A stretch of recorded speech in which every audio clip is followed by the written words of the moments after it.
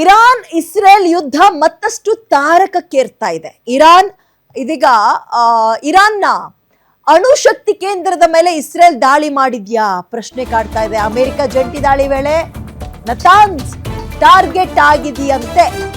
Iran ಮಾಧ್ಯಮಗಳಿಂದಲೇ ಈ ದಾಳಿ ಬಗ್ಗೆ ಮಾಹಿತಿ ಹೊರಗೆ ಬರ್ತಾ ಇದೆ. ಆದ್ರೆ ಅಣು ವಿಕಿರಣ ಸೋರಿಕೆ ಬಗ್ಗೆ ಇನ್ನೂ ಮಾಹಿತಿ ಇಲ್ಲ.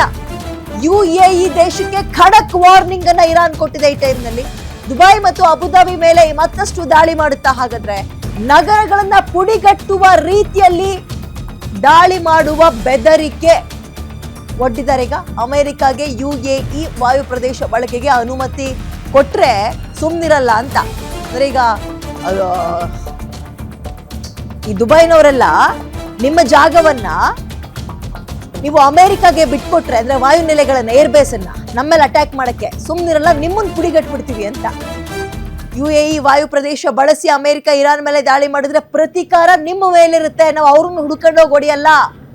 ಅಂಡ್ ನಮ್ಮ ಸಾಮರ್ಥ್ಯ ಏನು ಅನ್ನೋದು ನಿಮ್ಗೆ ಈಗಲೇ ಗೊತ್ತಾಗಿದೆ. ನಮ್ಮ ಮಿಸೈಲ್ಗಳು ಇಲ್ಲೇ ಒಂದು ಚಿಕ್ಕ ಪುಟ್ಟ 100 ಕಿಲೋಮೀಟರ್ 200 ಕಿಲೋಮೀಟರ್ ಅಥವಾ 1000 ಅಲ್ಲ, ಇಲ್ಲಿಂದ ಬ್ರಿಟನ್ ತನಕ ಹೋಗುವ ತಾಕತ್ತು ಇದೆ ಅನ್ನೋದನ್ನ ತೋರಿಸಿದ್ದಾರೆ ಅವರು. ಅಂದ್ರೆ ನಮ್ಮ ಮಿಸೈಲ್ನ ಶಕ್ತಿ ಅಥವಾ ಕ್ಷಿಪಣಿಗಳ ಶಕ್ತಿ ಕೇವಲ ಇಸ್ರೇಲ್ನ ಟಚ್ ಮಾಡಿ ಬರೋದಲ್ಲ. ಇನ್ನೇನಾದ್ರೂ ಇದೇ ರೀತಿಯಾಗಿ ನೀವು ನಿಮ್ಮ ಏರ್ ಬೇಸ್ ಗಳನ್ನ ಬಿಟ್ಟು ಅಮೆರಿಕಾಗೆ ಇಸ್ರೇಲ್ಗೆ ಸಪೋರ್ಟ್ ಮಾಡಿದ್ರೆ ನಾವು ಅವ್ರನ್ನ ಟಾರ್ಗೆಟ್ ಮಾಡಕ್ಕಿಂತ ಹೆಚ್ಚಾಗಿ ನಿಮ್ಮ ಮೇಲೆ ಪ್ರತೀಕಾರ ತೀರಿಸ್ತೀವಿ, ಪುಡಿಗಟ್ಟು ಬಿಡ್ತೀವಿ. ಇರಾನ್ ಸೇನೆ ಅಂಡ್ IRGC ಇಂದ UAE ದೇಶಕ್ಕೆ ಖಡಕ್ ಎಚ್ಚರಿಕೆ ಹೋಗಿದೆಯಂತೆ. ಈಗ ತನ್ನ ಜೊತೆ ಸ್ನೇಹ ಹೊಂದಿರುವ ರಾಷ್ಟ್ರಗಳಿಗೆ ಮಾತ್ರ ಹರ್ಮುಜ್ ಜಲಸಂಧಿ ಓಪನ್ ಮಾಡಿದೆ. ಅದರಲ್ಲಿ ಭಾರತ ಕೂಡ ಸೇರ್ಕೊಂಡಿದೆ. ಹರ್ಮುಜ್ ಮೇಲೆ ಅಮೆರಿಕ ಕಂಟ್ರೋಲ್ ಮಾಡೋದನ್ನ ಸಹಿಸಲ್ಲ ಅಂತ ಕೂಡ ಇರಾನ್ ಹೇಳಿದೆ. ಅಮೆರಿಕಕ್ಕೆ UAE ನೆರವಾದ್ರೆ ಸತತ ದಾಳಿ ನಡೆಸ್ತೀವಿ ಅನ್ನುವಂತಹ ಎಚ್ಚರಿಕೆಯನ್ನ ಕೊಟ್ಟಿದೆ. ಆದ್ರೆ ಆತಂಕ ಮೂಡಿಸ್ತಾ ಇರುವಂತದ್ದು ಈ ನತಾನ್ಸ್ ಈ ಜಾಗವನ್ನ ಟಾರ್ಗೆಟ್ ಮಾಡಿದಾರಾ, ಹೌದು ಅನ್ನೋದಾದ್ರೆ ಅಲ್ಲಿಗೆ ಯಾವ ಪ್ರಮಾಣದಲ್ಲಿ ಡ್ಯಾಮೇಜ್ ಆಗಿದೆ, ವಿಕಿರಣಗಳು ಸೋರಿಕೆ ಆದ್ರೆ ವಾಟ್ ನೆಕ್ಸ್ಟ್. ನಿಮಗೆ ನೆನಪಿದ್ಯಾ ಆಪರೇಷನ್ ಸಿಂಧೂರದ ಟೈಮ್ನಲ್ಲಿ ಇಂಡಿಯಾ ಕೂಡ ಪಾಕಿಸ್ತಾನದ ಅಂದ್ರೆ ಈ ತರ ಅಣುಬಾಂಬ್ಗಳನ್ನ ಸ್ಟೋರ್ ಮಾಡುವಂತಹ ಜಾಗಕ್ಕೆ ಪೆಟ್ಟು ಬಿದ್ದಿದೆ, ವಿಕಿರಣಗಳು ಸೋರಿಕೆ ಆಗಿದೆ. ಅಮೆರಿಕಾದಿಂದ ಟೆಕ್ನಿಷಿಯನ್ಸ್ ನ ಕರ್ಕೊಬಂದು ಅಲ್ಲಿ ಡ್ಯಾಮೇಜ್ ಕಂಟ್ರೋಲಿಗೆ ಅಥವಾ ತೇಪೆ ಹಚ್ಕೊಳಕ್ ಮುಂದಾಗ್ತಾ ಇದ್ದಾರೆ ಅನ್ನೋ ಸುದ್ದಿ ಓಡಾಡಿತ್ತು. ಬಟ್ ಅದು ಸುಳ್ಳು. ಅವ್ರು ಸುಳ್ಳು ಆರೋಪ ಮಾಡಿದ್ರು. ಅಣು ಸಂಸ್ಕರಣಾ ಘಟಕದ ಬಳಿ ಈಗ ಯುರೇನಿಯಂ ಸಂಸ್ಕರಣಾ ಘಟಕ ಇದೆ.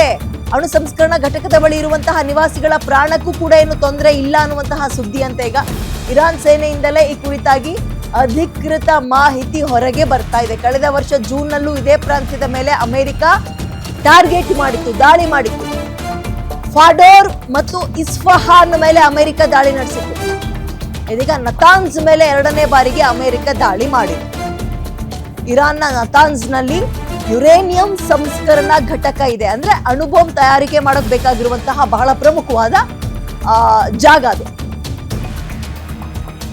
ಇರಾನ್ ಸೇನೆಯಿಂದಲೇ ಕುರಿತಾಗಿ ಅಧಿಕೃತ ಮಾಹಿತಿ ಸಿಗ್ತಾ ಇದೆ. ಕಳೆದ ವರ್ಷ ಜೂನ್ನಲ್ಲೂ ಕೂಡ ಇದೇ ಪ್ರಾಂತ್ಯದ ಮೇಲೆ ಅಮೆರಿಕ ಟಾರ್ಗೆಟ್ ಮಾಡಿತ್ತಂತೆ. ಅವಾಗ ಫಾರ್ಡೋ ಮತ್ತು ಇಸ್ಫಹಾನ್ ಅನ್ನುವ ಜಾಗದ ಮೇಲೆ, ಇದೀಗ ನತಾನ್ಸ್ ಮೇಲೆ.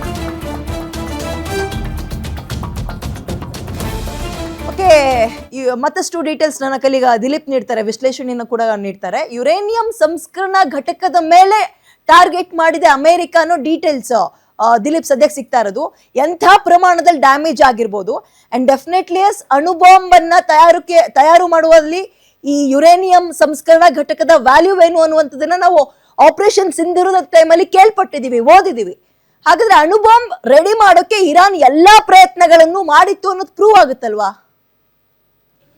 ವಿದ್ಯಾ, ಆ್ಯಕ್ಚುಲಿ ಏನಾಗುತ್ತೆ ಅಂದರೆ ಯಾವುದೇ ಒಂದು ಅಣುಬಾಂಬ್ ತಯಾರು ಮಾಡೋದಕ್ಕೆ ಯುರೇನಿಯಂನ 60%ಕ್ಕೂ ಹೆಚ್ಚು ಸಂಸ್ಕರಣೆ ಮಾಡಬೇಕಾಗುತ್ತೆ.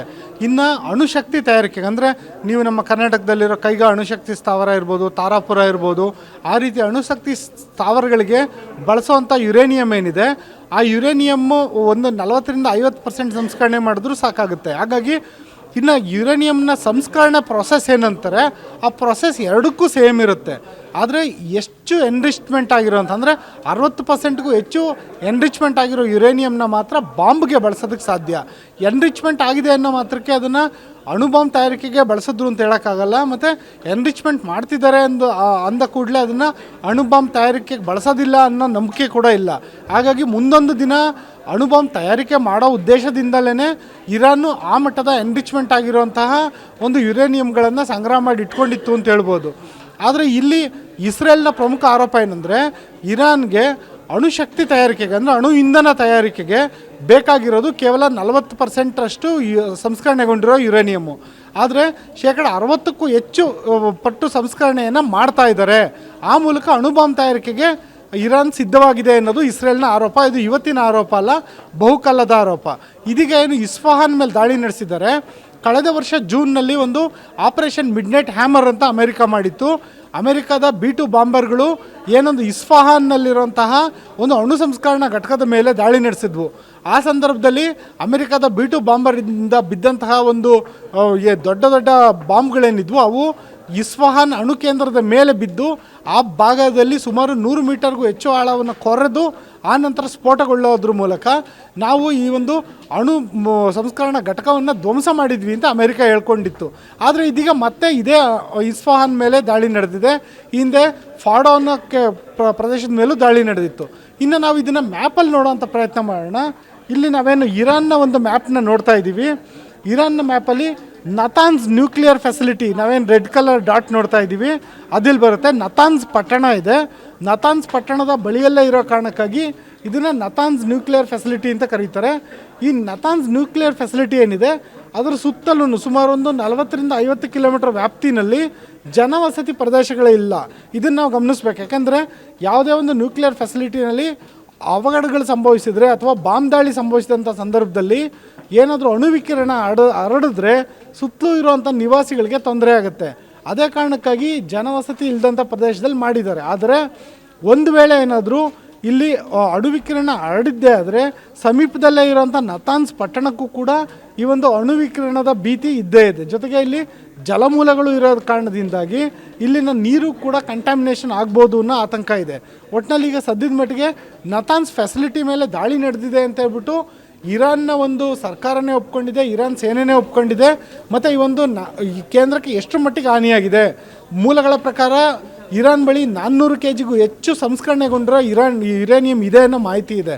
ಹಾಗಾಗಿ ಆ ಯುರೇನಿಯಂ ಎಷ್ಟು ಮಟ್ಟಿಗೆ ಸಂಸ್ಕರಣೆ ಆಗಿತ್ತು, 40%ಗಿಂತ ಜಾಸ್ತಿ ಆಗಿತ್ತೋ 60%ಗಿಂತ ಜಾಸ್ತಿ ಆಗಿತ್ತೋ ಅನ್ನೋದನ್ನು ಮುಂದಿನ ದಿನಗಳಲ್ಲಿ ಇರಾನ್ ಸರ್ಕಾರನೇ ಸ್ಪಷ್ಟನೆ ನೀಡಬೇಕಾಗಿದೆ. Vidya. Okay, thank you Dileep ಡೀಟೇಲ್ಸ್ಗೆ.